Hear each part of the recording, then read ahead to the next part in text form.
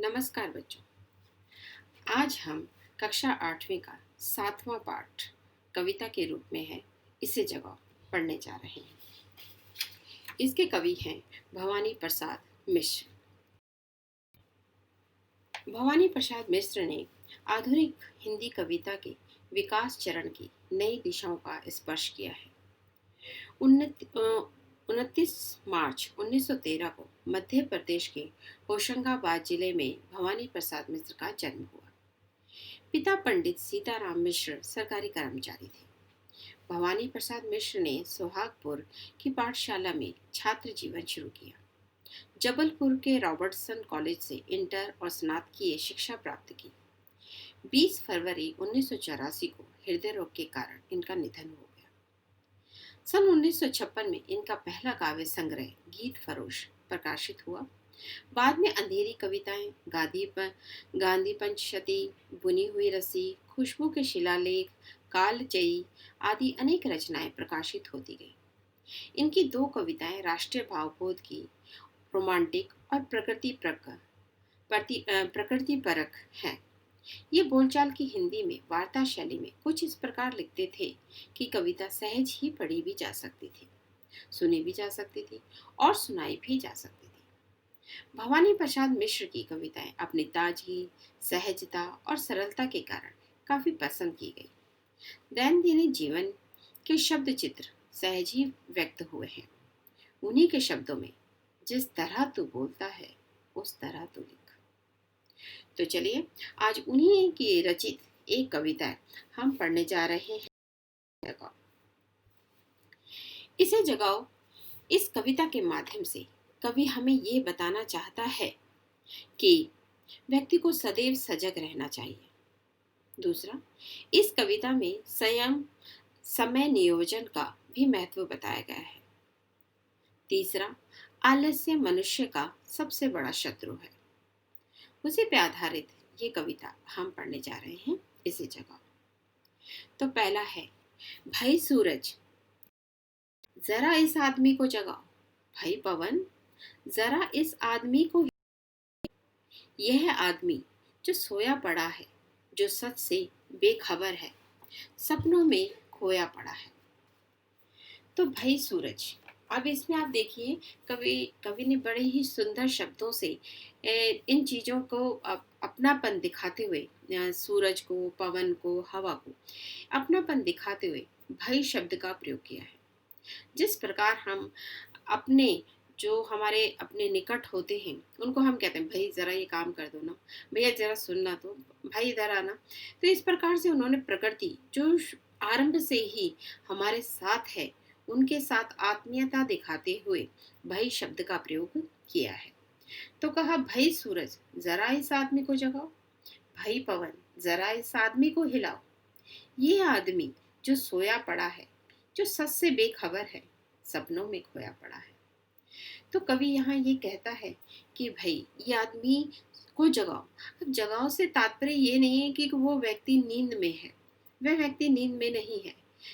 सजग से यहाँ पे सोने को तात्पर्य हम ये लेते हैं कि व्यक्ति जीवन की सच्चाइयों से बेखबर है।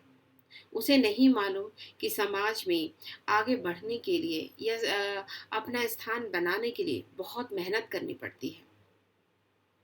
इसीलिए उन्होंने व्यक्ति में सजगता, सतर्कता लाने के लिए कहा गया है। जैसे हम किसी को उठाने के लिए क्या करते हैं, है ना, उसको हिलाते हैं, उसके कानों पर चिल्लाते हैं, उसे आवाज़ देते हैं। तो इसीलिए कवि ने उसी संदर्भ में कहा कि भाई सूरज जरा इस आदमी को जगाओ। भाई पवन जरा इस आदमी को हिलाओ। ये आदमी जो सोया पड़ा है और जो सच से बेखबर है, सपनों में खोया पड़ा है।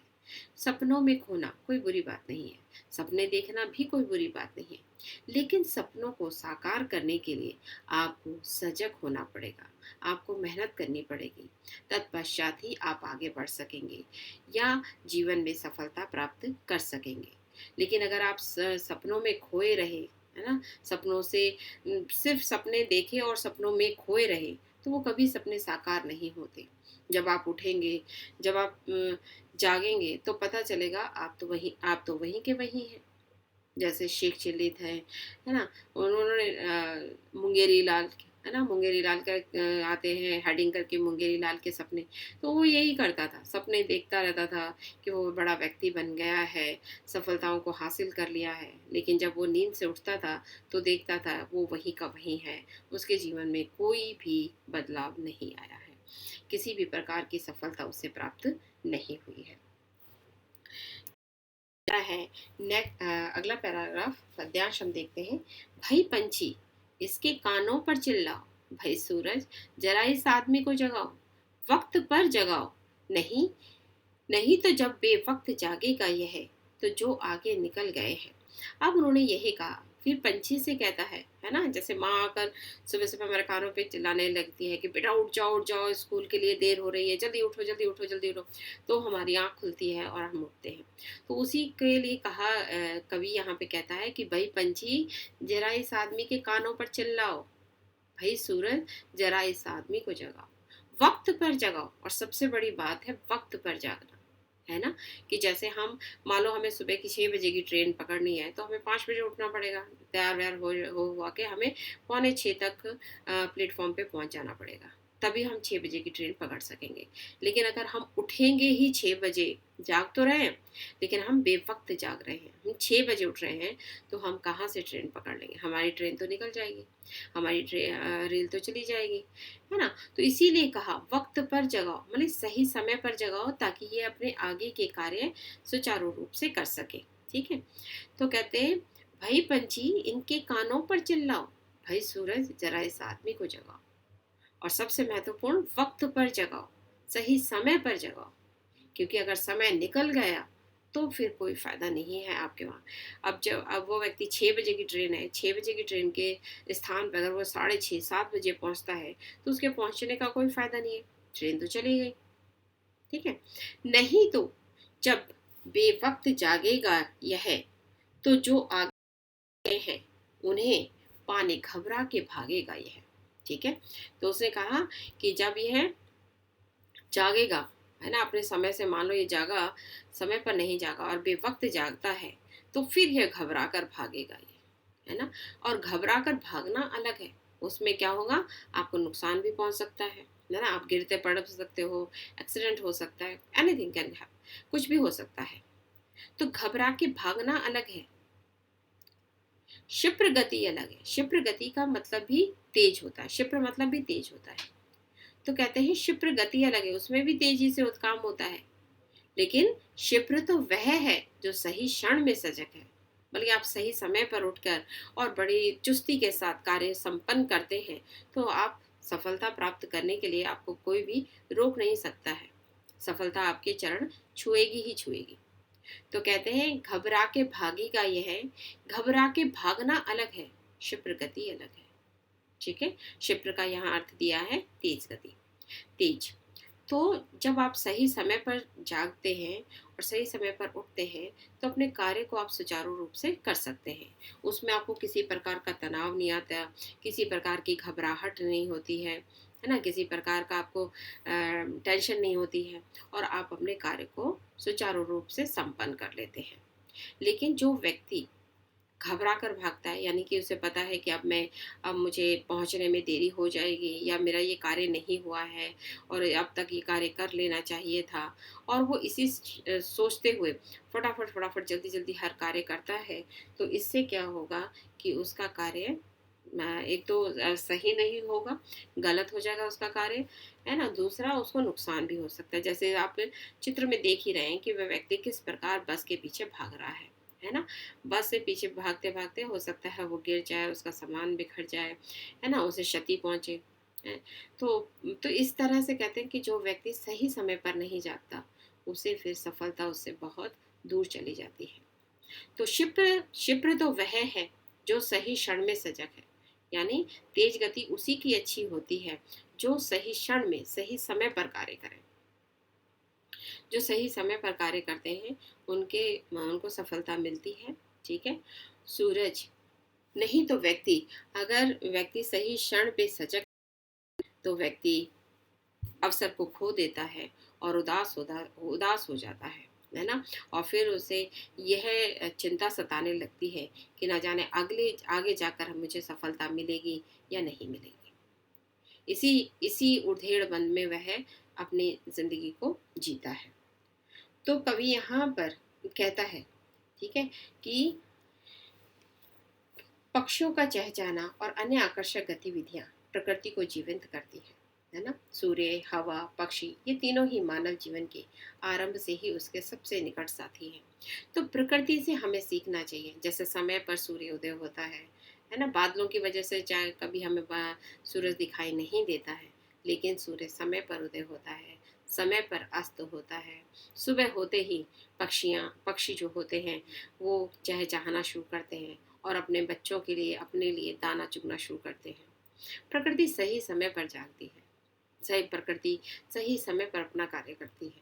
जैसे पृथ्वी सूर्य के चारों ओर चक्कर लगाती है, तो वो कभी रुकती नहीं है, और रुकने से मालूम ही है कि क्या होगा। तो इस कविता में जो प्रकृति के उदाहरण कवि ने लिए हैं, वो इसीलिए लिए हैं ताकि प्रकृति से हम कुछ सीख सकें, प्रकृति से हमें बहुत कुछ सीखने को मिले। और मैंने आपको पहले ही बता दिया कि जो यहाँ पर भई सूरज, भई पवन, है ना, भई पंछी, ये इसीलिए लिया है ताकि प्रकृति को अपना माना है ना। प्रकृति हमारे सबसे निकट होती है। प्रकृति ने हमेशा सभी को सुखी जीवन ही दिया है, कभी अपने लिए नहीं जिया है। प्रकृति से हम ये भी सीख सकते हैं कि प्रकृति जिस प्रकार दूसरों के लिए जीती है ना, हमेशा सदैव दूसरों के लिए कार्य करती है। जैसे पेड़ है ना, वो दूसरों को फल देता है, स्वयं कभी नहीं खाता है। नदियों का पानी दूसरों के लिए होता है, तो उससे प्रकृति, अपने पेड़ पौधे अपनी प्यास बुझाते हैं, पशु पक्षी अपने प्यास बुझाते हैं, मनुष्य भी अपने प्यास बुझाता है। मनुष्य के तो बहुत सारे कार्य इसी नदी के पानी से ही होता है। ठीक है। तो सूरज देखो, इसी में सूरज देखिए, बिना सूरज के तो जीवन संभव ही नहीं है। जहाँ सूरज रोशनी देता है, गर्मी देता है, और सूरज यदि ना हो तो जीवन पृथ्वी पर संभव ही नहीं है। उसी प्रकार से जो दूसरा है हमारा पशु पक्षी, है ना, ये प्रकृति को जीवंत बताते हैं। प्रकृति में पक्षियों का होना बहुत ही शुभ माना जाता है। उसकी आवाज़ सुनना बहुत सुकून देता है ना। तो इस प्रकार से प्रकृति से कवि ने प्रकृति के काफ़ी सारे एग्जाम्पल लेकर कवि ने यह बताया है कि प्रकृति से हमें बहुत कुछ सीखने को मिलता है, सीखना भी चाहिए। दूसरा हम देखें तो इस कविता से हमें ये भी एहसास होता है कि जीवन में समय नियोजन होना बहुत ज़रूरी है।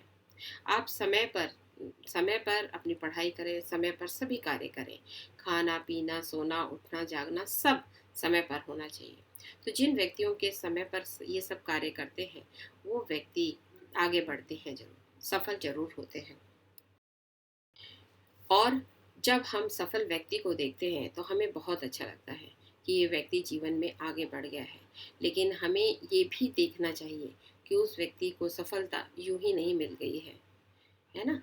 कि सिर्फ सपने देखते रहो और उसके लिए कार्य ना करो तो आपको सफलता नहीं प्राप्त होगी। जो विद्यार्थी समय पर पूरे साल, पूरे वर्ष अपना समय पर कार्य करते हैं, समय पर पढ़ाई करते हैं, समय पर याद करते हैं, वे बच्चे आगे ज़रूर बढ़ते हैं, आगे जाते हैं, समाज में अपना एक अच्छा स्थान बनाते हैं और सही पोस्ट, उनको पद मिलता है, अच्छा पद मिलता है। तो इसीलिए कई बार हमें ये भी जानना चाहिए कि हमें जो सफल व्यक्ति हैं उनके जीवन की किताबें ज़रूर पढ़ें। उनके जीवन की किताबें पढ़ने से हमें ये ज़रूर एहसास होगा कि हमें जीवन में क्या क्या करना चाहिए जिससे कि हमें सफलता प्राप्त हो। तो इसी के साथ कविता के माध्यम से हमने बहुत कुछ सीखा। भवानी प्रसाद मिश्र जी ने बहुत कुछ इस कविता के माध्यम से छात्रों को सीखने के लिए बातें कही हैं, और उनकी जो कविताएं हैं वो बहुत ही सरल खड़ी बोली में लिखी गई है। तो इसी के साथ मैं अपनी वाणी को विराम देती हूँ। धन्यवाद।